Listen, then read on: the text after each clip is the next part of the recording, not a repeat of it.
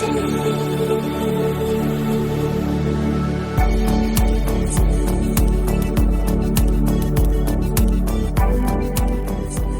to the Climate and Coordination Rcast, where every week we'll be discussing topics related to all things climate change and RChain's role in the solution.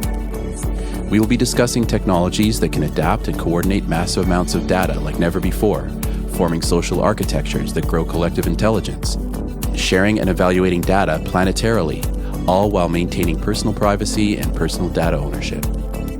A new decentralized economy is forming as we move from the third industrial revolution, digitization, to the fourth, decarbonization. By building a co-op, built on a correct by construction, concurrent, scalable solution, RChain is structured to build out the new technology that will be required for a flourishing regenerative planet.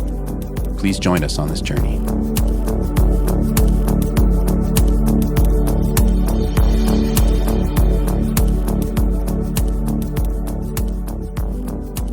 Hey everybody, welcome to the Climate and Coordination Rcast for Friday, September 4th. Unfortunately, Nora can't be with us today. So we have a couple very special guests today, Manolia and Basil from Synsapien. I guess we made their acquaintance a couple weeks ago, and we're excited about having them on the podcast. So welcome, guys. Thank you so much. Really excited to be here to speak with you all. Yeah, it's a pleasure. I had the pleasure of participating in your RChain co-op membership interview, and got to know you a little bit more. So really delighted to be able to have you on the climate coordination call. Yeah, that was a really nice surprise. I wasn't expecting to meet you so soon, so it was great. It was, and I'm very interested in your mission. Maybe you can tell the RChain community a little bit about what you guys are doing. Yeah, of course. I think it might make sense to kind of give you a bit of a backstory to maybe describe our journey and how we got to where we are now. I was working in a cancer research lab a long time ago now, nearly a decade or so ago. And we were working on this amazing new therapeutic that could help to treat metastatic breast cancer. And it came to my attention there were about 4 or 5 other labs across the world that were working with the exact same therapeutic, but yet there wasn't any data being shared. We weren't really speaking to each other. We certainly weren't sharing any knowledge. And there was this atmosphere of competition that was preventing progress in something that I thought competition should certainly not get in the way of. So some time went by. I kind of diverted my attention more to the environmental sphere of things and delved into a bit of our planet's biggest problems. And you know, I think that this competition is really overarching in how we're running the world today. And we really tried to push for a technology that could help us overcome this and make sure that people were collaborating towards coming up with solutions to our most pressing challenges, climate being our focus of attention. Would you like to add anything to that, Basil? Yeah, sure. I think part of beyond the kind of the problem space of that Manolia described, from my side, I used to work for a research funder, and this, government institution would fund, hundreds and thousands of researchers around the Middle East. And what we started doing is realizing, for projects that could get a bit of get stalled or have some challenges or problems that they need fixing, we just organize these interdisciplinary workshops. They're all kind of on the same payroll. So we thought, let's bring in these people from different universities and different specialities, just have them, crack at it and try to solve them. And we just saw wonders happening on the space in that space. So just have someone say, okay, I'm having a problem, and then a physicist and an economist and a chemical engineer will kind of jump together and they figure it out. And it just really progressed the rate of research and innovation that was happening there. And we just thought, well, here's the problem and here's a solution. Let's bridge them together and create a digital infrastructure that would enable that to happen. Yeah, that sounds about right. So I think that kind of gives an overview of what we're working towards. We started with a few different questions, one of them being, how can we make sure that we have a limitless number of people involved in one project at a time? If push comes to shove, how can we involve 1,000 different people in really coming up with solutions to urgent things? Like, for instance, the ventilator that everyone was so desperate for during the pandemic. If we had an infrastructure in place to be able to coordinate that conversation, what would that look like? And, we've been working on this for about 2 years now, and we by no means claim to have answers to all of the questions that we're asking, but we do think that we're asking questions that could have major impact down the line. It's very interesting. It seems to me that you folks are focusing on the coordination aspect of this, and that's very much in alignment with what RChain is looking at. We see a lot of the climate issues, while they will need direct solutions, that at least as much there's a coordination problem, and hence the title of this particular Rcast, which is climate and coordination. So it's interesting that you arrived at the same, a similar conclusion about this space. Yeah, absolutely. I think that, Nancy Roberts is an incredible professor. I think that she works in the Naval Research Laboratory, but she talks about these issues in terms of being super wicked challenges that we're faced with now. And climate change, I think, is kind of something that fits all of her criteria for what a super wicked challenge is. And she describes 3 different modes of innovating towards solving these. And you have hierarchies, you have competitive models, but the last one, and the one which we certainly have not mastered yet, is collaborative models of innovation. And the challenge with collaboration is the coordination piece. We really need to get a lot better at coordinating ourselves. And I think that we're at a point now with technology, with things like blockchain, where we have the technology that we need to be able to coordinate effectively. We just need to start piecing them together. Indeed. I mean, if we, if you're going to widen the scope to talk about sort of wicked problems and super wicked problems, I mean, I believe it was Horst Riddle who originally came up with the term wicked problem. So I hadn't heard the super wicked problem nomenclature, but it's very apt. But if we widen the scope, Yuval Harari, in his book *Sapiens*, talks about Homo sapiens' superpower is coordination.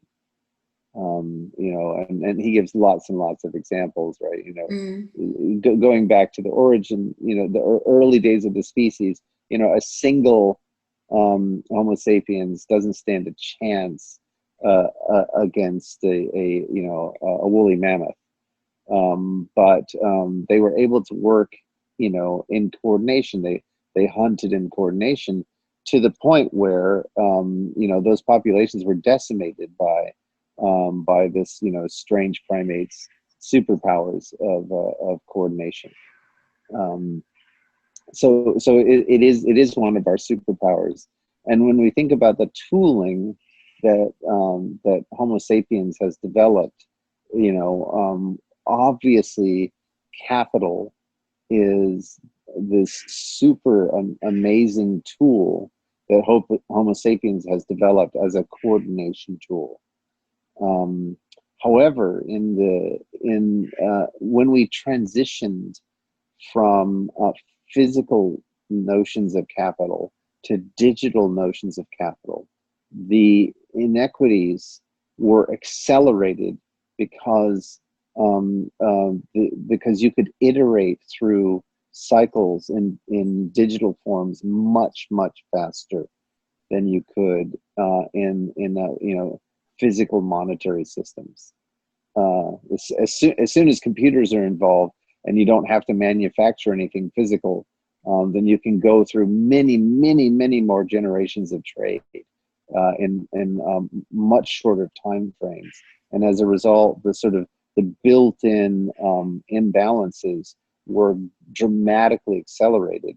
And as a result, we now have a situation where capital is stuck in the hands of a few, and this is well documented.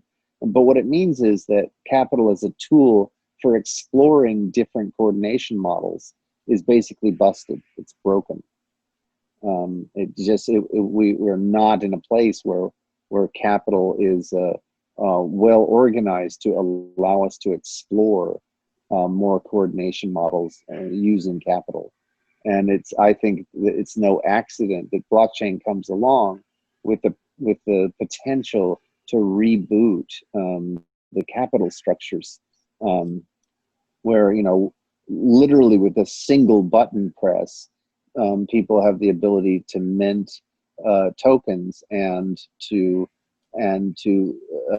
put forward rules of token exchange that are algorithmically enforced. So I think the blockchain has a lot to do there in terms of returning the utility of capital as a tool to the tool belt of Homo sapiens, you know, in terms of coordination.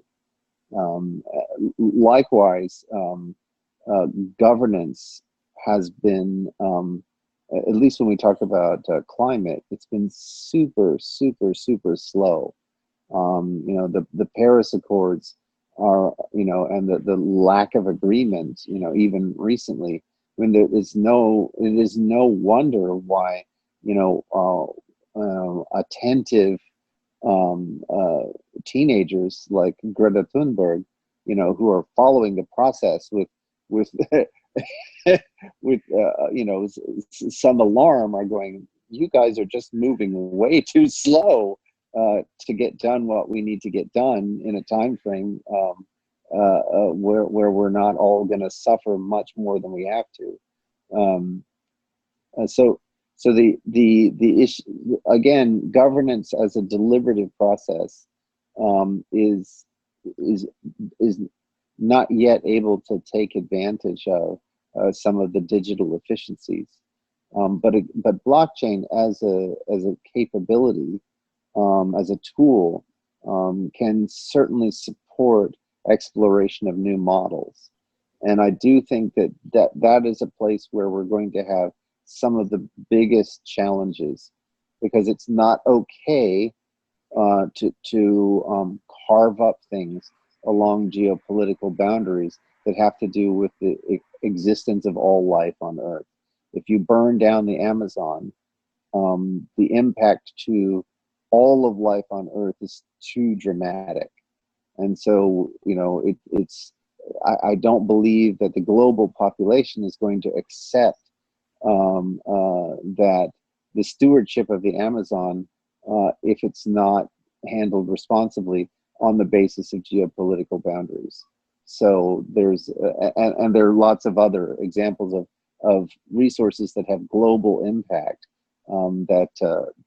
where we have to have more global regulation. And so the existing nation state geopolitical governance models are not well suited to what we're facing now. But blockchain as a decentralized mechanism has the ability to support a more global local, a better global local interface, I guess is the way to put it. And then finally, and then I'll shut up, and I'd love to hear you guys' response. When we, you know, social telecommunications has emerged as another powerful tool in the for Homo sapiens to use to coordinate. But when, you know, as an example, Facebook is weaponized by a foreign power, and then Facebook, you know, makes these draconian responses to that, it shows that it's not yet well organized to support the kind of coordination that we need. And we, you know, it's been a story that's been told now for over a decade. The market appetite for a decentralized Facebook is actually very, very high. The reason we don't have one today, I mean, the response to diaspora was overwhelming, right? When four kids from college said, we want to make a decentralized Facebook, and their Kickstarter was just overwhelmed with response. Likewise, Elo was at one point gaining 5 million new users every hour because they promised a decentralized version of Facebook. Nobody has been able to succeed because they didn't have a good technology base.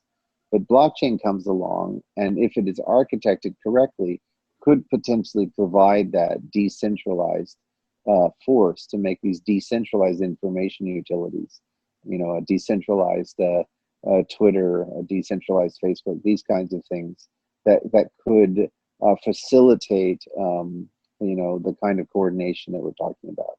And it was those observations that you know, I made that made me feel like using blockchain to address these kinds of coordination problems was definitely the way to go.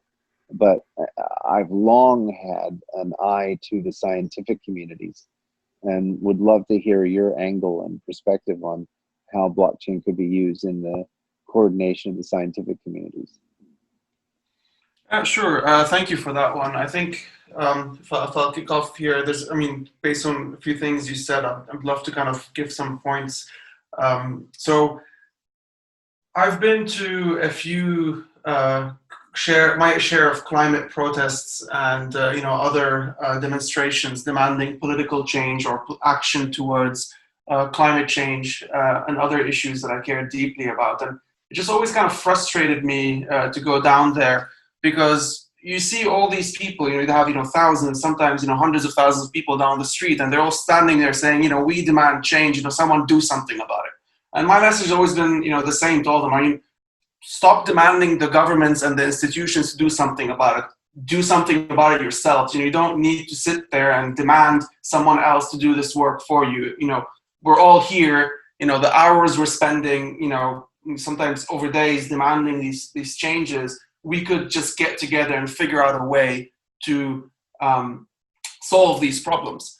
And I think this is where blockchain comes in, because I've tried to organize some of these, and it's impossible. You have thousands of people. You know, how do you manage such a conversation? You know what? You get someone on a loudspeaker and scream, and someone else replies back at this. Just how do you manage a conversation at that scale? How do you manage an ideation process? Just figuring out what to do and making a decision, let alone getting the work done. And I guess the second side to that coin is kind of feeding back on the nation state system. And I think there's a key fundamental issue here that we need to address. And, you know, I'm definitely not one to advocate what's happening in the Amazon is justifiable, but it also puts us in a very precarious position, because we can't come in. You know, I come around, we're in the UK here, you go outside of London, there's not a tree in sight. Everything's been cut down. Everywhere you go, it's now farms and fields. So you simply cannot go to countries like Brazil or countries like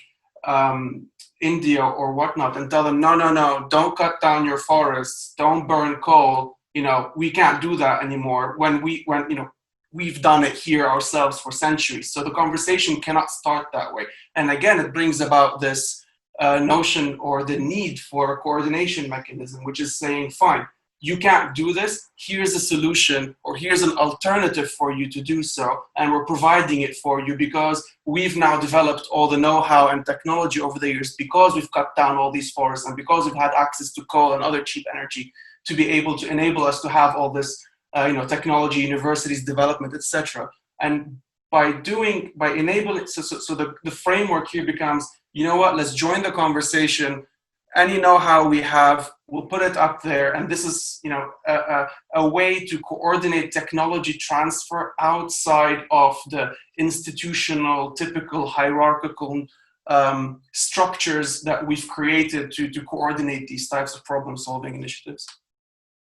Yeah, I'd agree with that. It's, you know, no one wants a single tree in the Amazon to get cut down when you're standing on this side of the fence, but it's certainly a contentious issue because it's super hypocritical for us to say, no, don't cut it down. As Basil said, you go for a wander in the countryside here, and all of it is farmland. But going back to the protests that you mentioned, Basil, I think that, you know, we all kind of go and we say, you know, we want change, but something in particular that really struck me is a friend of ours had a placard saying more vegan meals, right? It's just like one simple suggestion that is so much more powerful than saying stop harming animals. It's obviously maybe it's not obvious, but I'm all pro animal rights and very much along that side of the movement, but it's a lot more constructive to the way that things are governed to actually ask for change in an actionable way. So when you go into organizing these conversations, you're able to get down to the nitty-gritty of what actually has to change. And going back to what you said, Greg, I think that, you know, we have blockchain now. We have this super powerful tool that can actually give us the power to govern ourselves. So when we're talking about changing the geopolitical sphere and making sure that the way that we are governed as a planet isn't based on lines that were drawn on maps however many decades ago, it gives us a system of self-governance, but there's a lot of work that we still have to do in that space. I'd just like to point out something that was just discussed here, and that is the interconnectedness of some of the things you were just talking about. The Amazon in Brazil, the reason why the forests are getting cut down is to provide beef for the North American and European primarily populations. Yeah.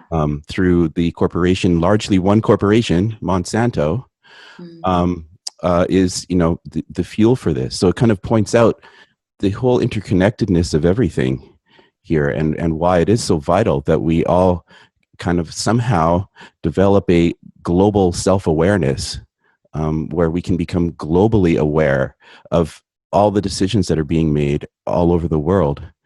And so I really applaud your efforts, because I think you're right on target with what we need to do. Thank you. That was very generous of you to say. But yeah, I think that we're in agreement that what we're attempting here is much larger than ourselves, and often we kind of have a moment with each other where we're like, we've definitely bitten off more than we can chew, but there is this sense that it's certainly going to be worth it if we manage to pull it off by some miracle or some technological advancement. But I think the reason why we focus on environmental technology, actually, I don't know if I mentioned that we focus on technology before just now, but most of our emphasis is on tech.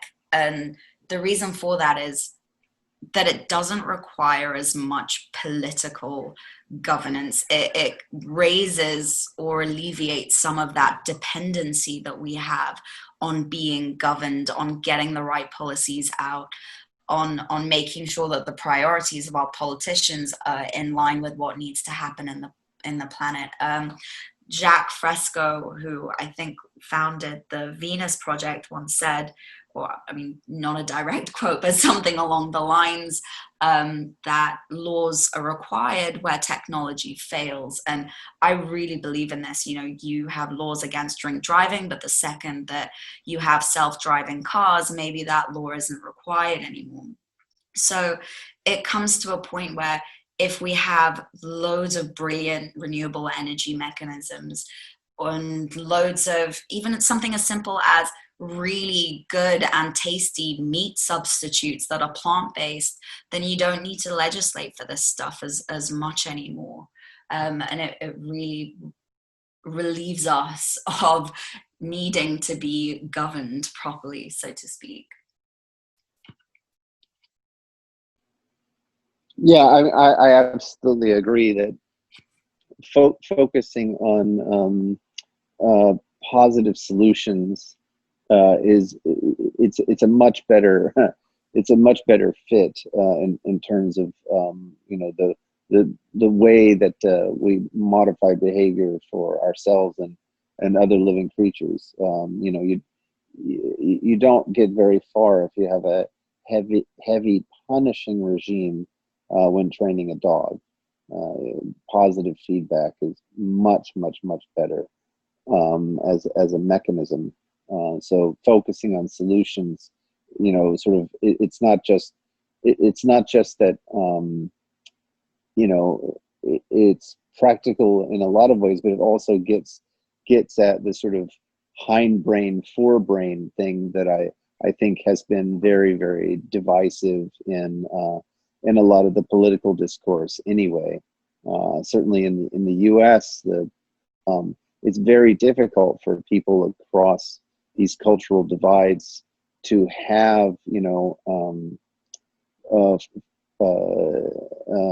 reasoned discourse, evidence-based discourse. It devolves into these emotional or tribal kinds of lines, and that isn't helping anybody. But if you can simply say, "Hey, doesn't this meal taste great?" Yeah. Look, guess what? It doesn't have any meat in it. I mean, and I have lots of experience with that. I've been a vegetarian for more than 40 years. But I also, I'm a musician, and one of the ways that I feel like I pay my balance to my band members is when they come to my studio to practice, I cook them a meal, and I've had people very frequently go, "Wow, I never knew tofu could taste so good," and these kinds of things. So it has a direct visceral and positive impact because they can taste for themselves a solution. So I agree with that kind of organization, but I also think that the playing field can be very unlevel. I think the oil industry worked very hard to squeeze out renewable solutions for a very long time. I know, for example, it was a practice of theirs to buy up patents on promising energy technologies and simply shelve them. And so we are going to have to deal with those kinds of behaviors, even as we're focusing on practical and positive solutions. And that's where I think having open on-chain conversations can help with the discourse as well, so that we can expose those kinds of behaviors and we can have curated conversations where people can't go, "Oh, that's fake news," because you can get lots and lots of people providing that is logged on chain and connected to our particular topic of discourse, and the evidence base grows so that it's harder for people to hide things in the dark, like was done with the sort of the oil industry and its approach to various technologies. I'm really happy to hear you say that, because I remember being at a talk and someone, I don't know if they were part of which patent office or some part of intellectual something, and they just come up and saying, "Well, you know what?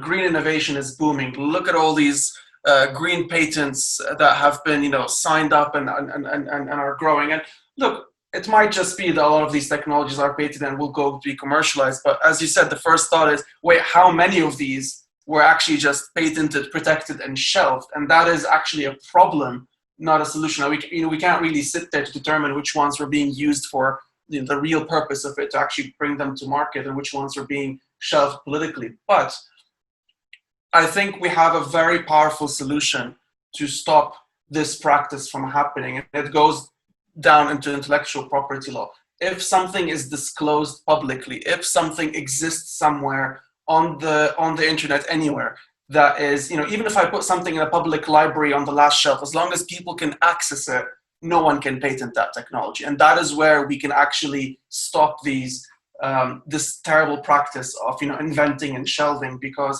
as long as you have a community that's able to create some form of technology or some form of patentable intellectual property, disclose it, that's it. They can use it to bring it to market, which is great if they can do so. But at least we've stopped them from stopping anyone else from using it. And I think this is a very strong card that, let's say, the global community or the open innovation community can play to basically put these mega corporations in a corner. It's their Achilles heel, really. And I think that's one of the strategies we're going to be employing, which is to, fine, if you can take this innovation and bring it to market at a lower cost than anyone else, great, because you brought in a low-cost green innovation to market at the lowest possible cost. Good on you. But at least you can't stop other people from bringing it and from building upon it. Yeah, I'm also interested in intellectual property. I mean, I had a weird experience in industry where, in the company, one of the major companies I worked for, I had a team of lawyers following me around, and this was during defensive patent heyday strategy for a large corporation in Redmond, Washington, whose name I won't mention here. And it, so it was, I didn't consider it to be particularly efficient, or a good use of intellectual property. And as I began to develop, what I felt were more and more, impactful ideas, and ideas that I felt had, I was concerned if they were held, behind the firewall of one corporation. I shifted my strategy and left the corporate world, and made a conscious decision to create as much public disclosure as possible. You have to be really careful, because not all patent laws are the same in different jurisdictions. So it's quite possible to have disclosure even in a couple of major theaters, and yet it still be patented in yet another jurisdiction. So it's not just that there's a disclosure. And I can tell you from personal experience that the council will tell you not to be particularly active in looking in prior art, because you don't want to be educated about prior art in patent discussion. So you have to be a little bit clever if you take the approach of that I've done, which is to ensure that there's as much public disclosure as possible. So what I've done is to try to make it so that, at least with the kinds of ideas I'm talking about, you have to be living under a rock not to have heard about these ideas on the internet. Like even one Google search should yield the ideas, and so then it becomes much less defensible that you hadn't heard about the prior art. But that's to be perfectly honest, it's a tricky business. But I have a vested interest. I believe that there are technologies that are much better in the hands of the public than they are behind any private corporation. And I've been talking about them for almost 2 decades now. And so I'm actually quite interested in folks who are looking at intellectual property as as a mechanism for coordination. Maybe you guys can talk a little bit about what you're doing there. Yeah, sure. I think that first and foremost, well, we're still very much figuring out what we're doing here. I think that a lot of the changes that we would like to see are very hard to actually realize. What we're talking about here is a revolution in the way that we recognize intellectual property. So it's a bit of a tough pill to swallow on the surface of things, but when you start looking into what's actually going on in the legal sphere, and there was a conference proceedings from the patenting office approach to blockchain. I think a lot of the topics that they covered were discussing how to patent blockchain technology, but they did manage to identify blockchain as a possible revolution in the way that patents were actually held. When you have something as powerful as blockchain to prove the provenance of an idea or an image or whatever it may be, then it starts to become a very powerful tool in actually protecting IP, in the same way that, we used to get told to email ourselves a copy of an essay as a form of copyright. I think that blockchain very much holds something even stronger than, emailing something to yourself, so to speak. So that's something that we're looking into. We're also looking at how blockchain can change our approach to patenting things, and also change our approach to open source. I think the risk with open source now is that a lot of the creatives aren't getting remunerated and aren't getting rewarded for their work. And as much as I support the blossoming of this open source altruistic community, I do feel that we're in danger of these hobbyist intellectuals being taken for a ride, in a manner of speaking, when we look at how dependent Facebook and Google and the biggest companies in the world are becoming on open source technology, and yet these people are working on donations and building reputations within GitHub. So I'm certainly very interested to see how we can use blockchain to log the open source effort and to actually see the returns going back to these people. I'd add to that and say, so right now, for innovators around the world, actually getting some sort of patent or intellectual property protection is quite difficult, quite expensive, and for the most part, out of reach for most people outside of a corporation, unless they have a giant trust fund to their name. So, let alone the cost to patent in one territory, then the cost to do so to protect your IP in other territories, then the maintenance fees as well as the lawyer fees to get all this done. Even if you had someone infringe upon it in a clever or other way, you're going to have to pay, a lot more to try to get your rights restored. And not to say that there haven't been success stories of people managing to get their worth back, but it's important to keep in mind that a lot of innovation around the world is being stopped, particularly, let's say, within climate change, where we need innovation the most right now, because simply there is no mechanism to encourage small-scale innovators or small-scale inventors that don't have the resources of giant corporations. And this is where a blockchain kind of secure space can be helpful. In essence, we're able to control who sees what and have a proof of who's seen what when. And essentially, this is where your entry to view these innovations, this intellectual property, your first step of control is there. So you, by virtue of enabling people to see the innovation, they've already agreed to, signed, have done some form of contractual agreement that prevents them from commercializing what is seen on this, let's say, private ledger, or at least, I call it a private ledger, but there is a barrier to entry to see that ledger. At least you had to verify your identity and agree to certain conditions.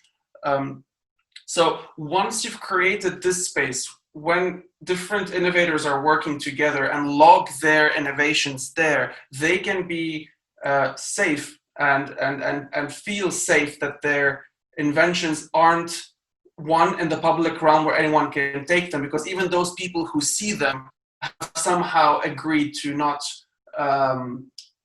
utilize or abuse the information there.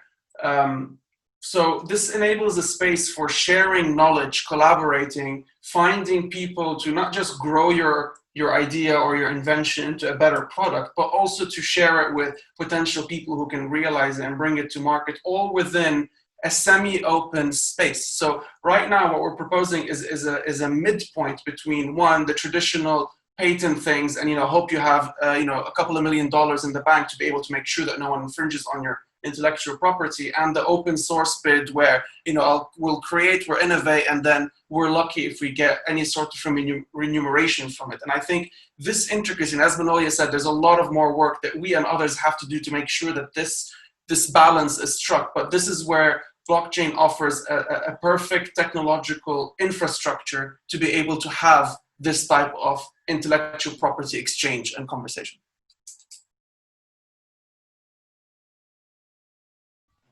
Yes. One of the things that RChain is working on to dramatically improve all of that is I've been working with some mathematicians for quite some time now to develop, how do I say this?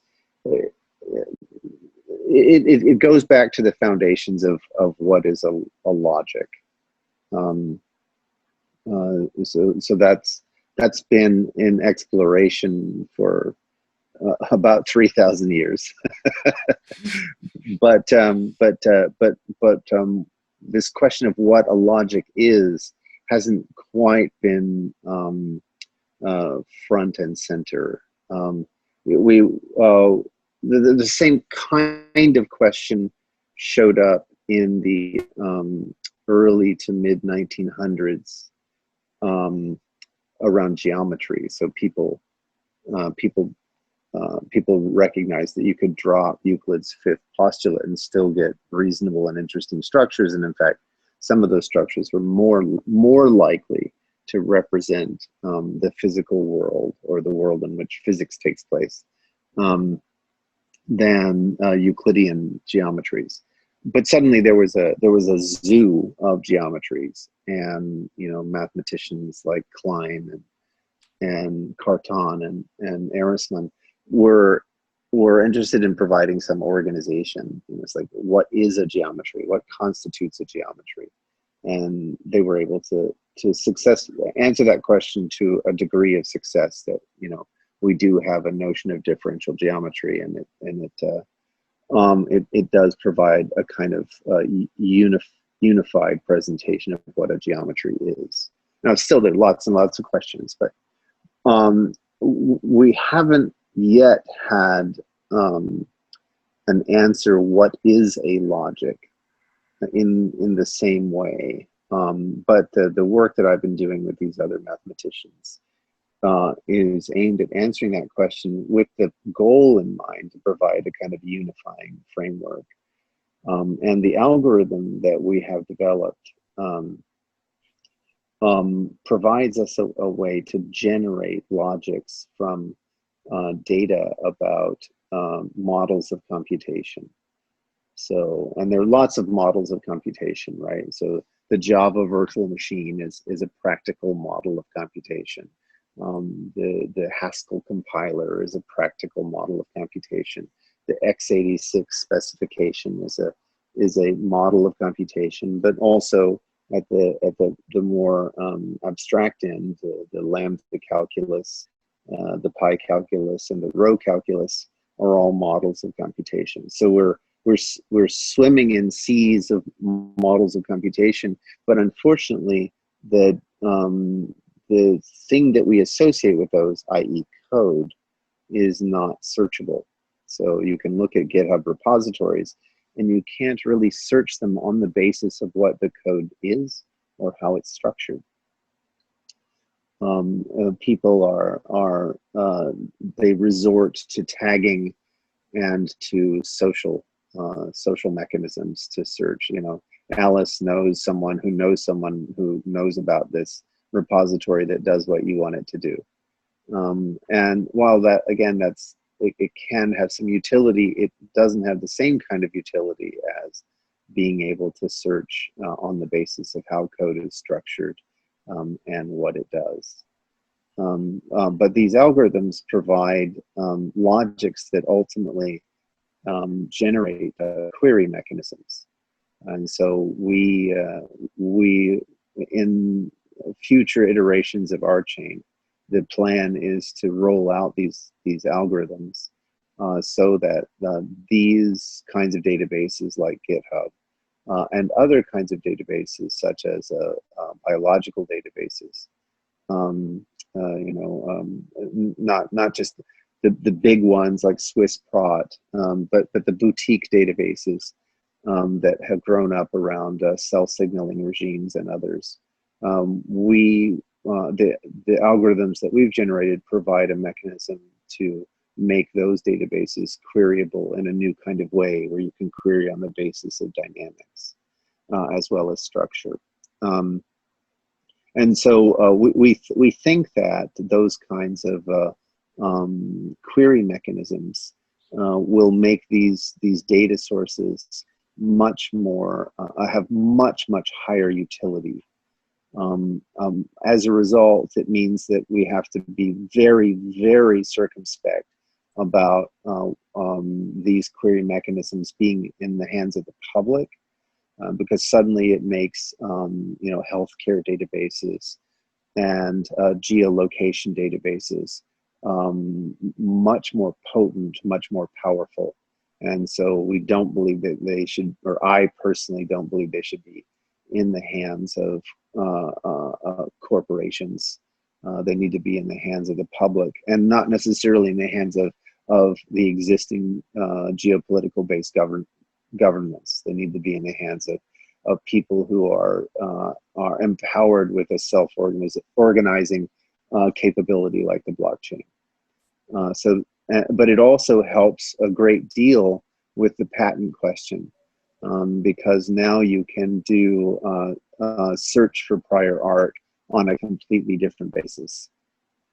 You can do connections between different inventions, especially if they're represented in code or in other kinds of formal representations. You can search for connections between them.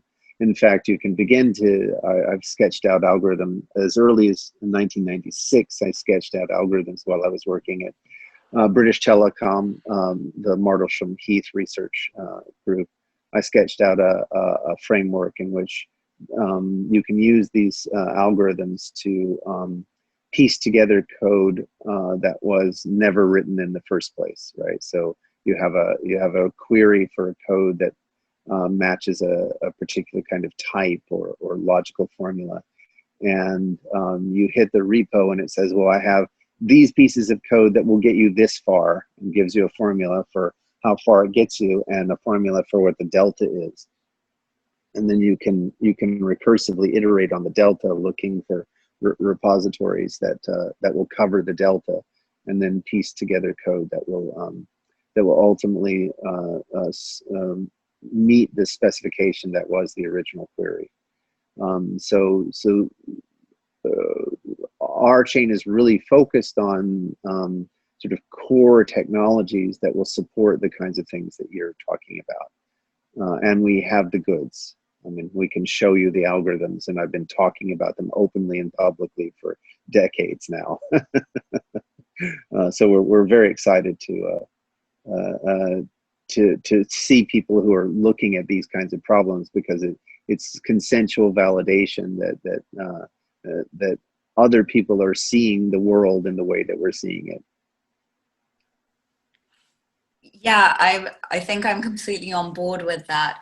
And it's interesting to see, because, well, I don't feel like we're alone in this either. I think that the more we've delved into our own research, the more we've come across other companies that are attempting to do similar things, or looking at a very similar space. And, coming back to the algorithms that you describe, I think one company in particular that we've spoken with and they've become good friends is a company called I never know how to say it properly. It's NEU or new, so to speak. But what they did was brilliant in mapping out human knowledge in a very different way, and we'd had very similar ideas about, if we could have this very different visualization of knowledge and the interconnectedness of patents or fields or even research journals. I mean, going back to my thesis, I was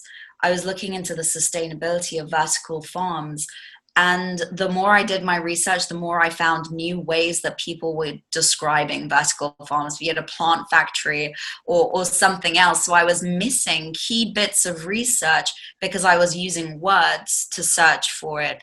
So I can certainly see the power in a very different way of searching for things and having either code or patents or something else connected in a different way, because words don't always succeed in giving us the right information. I think there's a great book called Innovation Algorithm by Altshuler. He's a Soviet patent officer and inventor, and he's done this brilliant mechanism called TRIZ. I mean, different engineers have different ways of have different opinions on the matter, but ultimately his main conclusion is every problem in every field has been solved in a different field. So it's not necessarily that it's the same solution, but it's more of the principle behind which the problem was solved. And so by looking at these, on a principle level, what you're trying to solve by what metrics can be inferred. And he's created a tool. I mean, it's quite rudimentary, but we're talking 20, 30 years ago now. So, imagine you could build upon something like this to more quickly come to a solution to a problem based on what has already been solved in a similar principle in other fields. Mm-hmm. Well, we're it's 9:25 or 9:26. Some of us have to dash to a staff meeting in just 4 minutes. I wonder if Daryl, you had any final thoughts, or if our guests have any final thoughts. It's been an absolute pleasure for us. Thank you very much for having us here. Really excited to get to know the RChain community and the technology a lot better, speaking with you in the future as well. Yeah, let's keep this conversation ongoing. It's fantastic. So good to meet you guys. Great to meet you too. This has been really fun. Thank you. Thank you. Let's keep the dialogue going. Absolutely. So Daryl, you want to bring us out? Okay, I'll give it a try. Nora usually does this, but I'll give it a try. Okay, here's my version. So if you've been interested by this conversation and you would like to join us in our world of attempting to find global self-awareness for our species, please join rchain.coop. Just go to rchain.coop and click on the button on the top right side, and check out Synsapien.org. All right. Thanks, everybody. Thank you. Thank you all. Have a good weekend. Bye.